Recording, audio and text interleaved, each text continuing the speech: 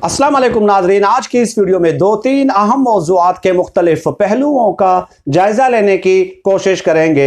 नाजरीन, गरीदा फ़ारूकी से आज की इस वीडियो का आगाज़ करते हैं। गरीदा फ़ारूकी साहिबा का बुग़्ज़, तासुब, अनाद और मुनाफ़क़त एक बार फिर खुलकर सामने आई है। गरीदा फ़ारूकी साहिबा ने एक ट्वीट किया है। वो ट्वीट क्या है, पहले वो मैं आपको पढ़ के सुनाता हूँ, उसके बाद उस पर मैं अपना तबसरा और तज्ज़िया भी ज़रूर दूंगा।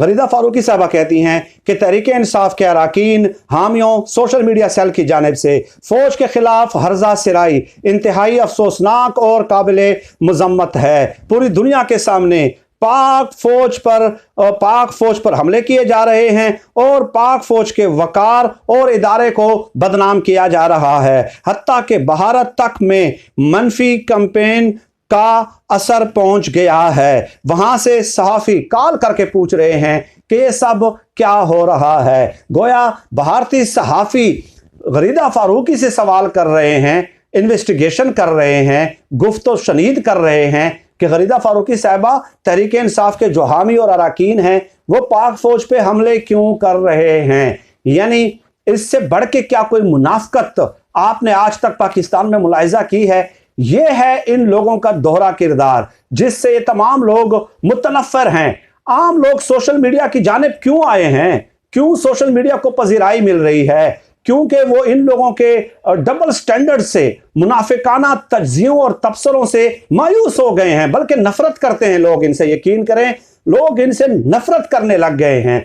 आप बताइए कि क्या इमरान खान साहब ने फौज के लिए ये लफ्ज़ इस्तेमाल किया है कि सेलेक्टर्स? क्या खलाई मखलूक का लफ्ज़ इमरान खान साहब ने इस्तेमाल किया है या किसी हामी ने इस्तेमाल किया है? क्या नवाज शरीफ साहब ने आज तक कौन सा इल्ज़ाम है जो बराह रास्त army chief general Qamar Javed Bajwa का नाम लेकर और जनरल फैज़ हमीद का नाम लेकर इन लोगों ने नहीं लगाया? मरियम नवाज ने अपनी प्रेस कॉन्फ्रेंसेज में बाकायदा नाम लिए हैं जनरल फैज़ हमीद के। नवाज शरीफ साहब ने ऑल पार्टीज कॉन्फ्रेंस के मौके पे बाकायदा तकरीर की और सबके नाम लिए। और इसके अलावा निक्के दाब्बा, किसने कहा जनरल कमर जावेद बाजवा साहब को? किसने कहा था निक्के दाब्बा? तो क्या ये तहरीक इंसाफ के हामी अरकान और सोशल मीडिया एक्टिविस्ट ने ये नाम लिए थे? नहीं लिए ना। तो आपको उस वक्त भारतीय सहाफ़ियों ने कॉल नहीं की थी? आज वो सहाफ़ी कॉल करके आपसे पूछ रहे हैं कि क्यों पाक फौज पे हमले किए जा रहे हैं? किस कदर तबर्रा पड़ी गई पाक फौज पे उन दिनों, और सोशल और सिक्योरिटी और रियासती इदारों के सरबराहान पे। लेकिन उस वक्त तो नजर नहीं आया ये सब कुछ। यही एक मुनाफिकाना रवैया है जिसकी हम हमेशा से मजम्मत करते आए हैं। पाक फौज पे इल्ज़ाम लगाना और उसको मुतनाज़ बनाना कतई तौर पे काबिल कबूल नहीं है।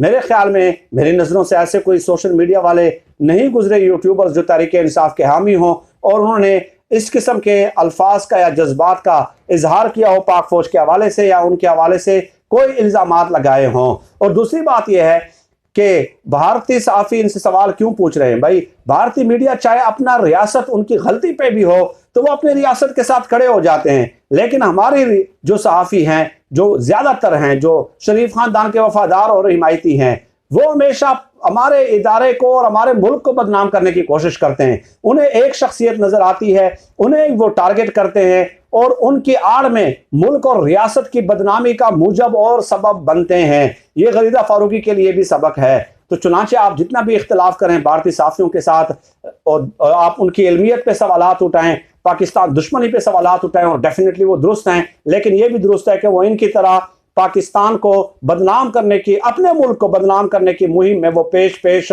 नहीं होते। एक टॉपिक तो नाजरीन ये हो गया। दूसरा ये कि तहरीक अदम एतमाद के हवाले से पसे पर्दा राब्ते शुरू हो चुके हैं। जो गैर सियासी अनासर हैं, गैर सियासी अनासर से तो यकीनन आप समझ गए होंगे कि मेरी क्या मुराद है, वो दरमियान में मुतहर्रिक और फ़ाल हो चुके हैं। इमरान खान साहब के साथ उनकी मुलाकातें हो चुकी हैं, अपोजिशन के साथ भी उनकी कई मुलाकातें हो चुकी हैं। अब उनकी कोशिश ये है कि डेफिनेटली एक डेडलॉक वाली सूरत हाल है। आप देखें ना, हुकूमत के पास कानूनी ऑप्शन है, स्पीकर के पास कानूनी इख्तियारात है असम्बली के रूल्स ऑफ बिजनेस के तहत, तो हुकूमत जो है अपने कानूनी इख्तियारात तो इस्तेमाल करेगी। हुकूमत तो ये नहीं कर सकती ना कि अपोजिशन को अपने कंधों पे बिठाए कि हाँ आप हमें जो है ना उतार दें हुक्मरानी से, हुकूमत से, इक़्तिदार से आप हमें निकाल दें। तो उनके पास जो लीगल ऑप्शंस हैं वो तो डेफिनेटली लीगल ही वो एक्सरसाइज करेंगे। तो उनसे ये वाज़ेह होता है उन कानूनी इक़दामात से जो हुकूमत के पास मौजूद हैं, जो ऑप्शंस मौजूद हैं, कि ये मामला खासा तूल पकड़ेगा, कोई इतना आसान नहीं है, क्योंकि स्पीकर के पास ये इख्तियार है कि वो गैर मुअय्यना मुद्दत तक, जब तक वो न चाहे असम्बली का इजलास ना बुलाए। चुनाचे 25 को तो वो इजलास बुला रहे हैं और जुमे का दिन है, दिन 11 बजे वो बुला रहे हैं। उसके बाद एक MNA है ख्याल ज़मान, उनकी फातिहा खानी की जाएगी उनकी वफ़ात पे, और उसके बाद वो गैर मुअय्यना मुद्दत तक मुलतवी कर देंगे। चुनाचे गैर सियासी अनासिर ने यह कहा है कि आप गिव एंड टेक कर लें और मामलात को सुलझा लें, मामलात को उलझाने की ज़रूरत नहीं है, कुछ शराइत तय कर लेते हैं, उन शराइत पे दोनों आप रजामंद हो जाएं तो ये मामला जो है और ये मसला जो है, ये जो तनाज़ा है, ये टल जाएगा। चुनाचे इमरान खान साहब से उन्होंने ये मुतालबा किया है कि आप कबल अज़ वक्त इंतखाबात करा दें, और साथ ही साथ ये भी इमरान खान साहब ने कहा है कि उसके लिए मेरी शर्त यह है कि तहरीक अदम एतमाद वापस लेंगे। चुनाचे जब अपोजिशन को बताया गया तो अपोजिशन ने कहा कि आम इंतखाबात जल्द से जल्द होने चाहिए। फिर इमरान खान साहब को ये गैर सियासी अनासिर उनके पास गए और उनसे कहा कि आप जल्द अज जल्द, अपोजिशन का मुतालबा यह है कि जल्द अज जल्द करा दें। तो इमरान खान साहब ने कहा कि नहीं, इस तरह नहीं हो सकता कि जब तक इलेक्शन कमीशन तैयार हो और मुनासिब एक वक्त मिले इलेक्शन कमीशन को और इदारों को इलेक्शन की तैयारी के लिए, और मुनासिब कैंपेन का वक्त मिल जाए, उससे पहले मैं इंतखाबात कराने के लिए तैयार हूँ। यानी मैं आम इंतखाबात जल्दी कराऊंगा, लेकिन इस कदर जल्दी नहीं कि बिल्कुल एक पैनिक क्रिएट करके फ़ौरन ही मैं ऐलान कर दूं कि जी बस मैं असम्बलियाँ तोड़ रहा हूँ या आम इंतखाबात का ऐलान कर रहा हूँ। इस कदर जल्दी नहीं हो सकता। अब नाज़रीन, इसमें चाल क्या है? चाल यह है कि अपोजिशन बाहर सूरत ये चाहती है कि नवंबर 2022 से पहले पहले इमरान खान साहब को रुखसत कर दिया जाए, क्योंकि 29 नवंबर 2022 को जनरल कमर जावेद बाजवा साहब रिटायर्ड हो रहे हैं, और अपोजिशन को यह खदशा है कि इमरान खान साहब कमर जावेद बाजवा साहब के बाद जो है जनरल फैज हमीद साहब को आर्मी चीफ कहीं न लगा दे। चुनाचे जल्द अज जल्द इंतखाबात कराने की तजवीज़ अपोजिशन की जानिब से इसलिए पेश की गई है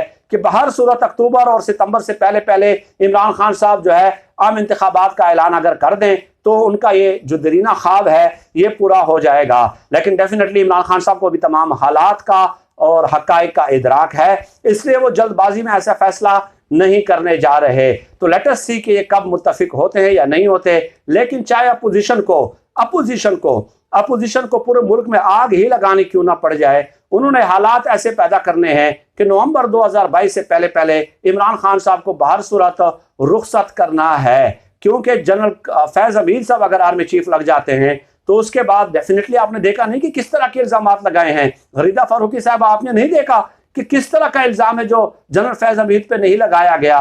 तो फिर तो इनको लगता है कि हमारी शामत आ जाएगी अगर जनरल फैज हमीद साहब एक बार जो है अगर वो आर्मी चीफ लग जाते हैं। नाजरीन, यही गुजारिशात आज की इस वीडियो में पेश करनी थी। बहुत सारी पॉलिटिकल डेवलपमेंट्स हो रही है, वो भी मैं आपके इस खिदमत में इंशाअल्लाह ताला वक्तन फ़वक्तन पेश करता रहूँगा। सरदस्त इन्हीं गुजारिशात पे इत्तिफा करता हूँ। अल्लाह पाक से दुआ है कि अल्लाह पाक हमें खल्क़ खुदा के लिए आसानियाँ पैदा करने की तौफ़ीक़ अता फ़रमाए। आमीन या रब्बल आलमीन।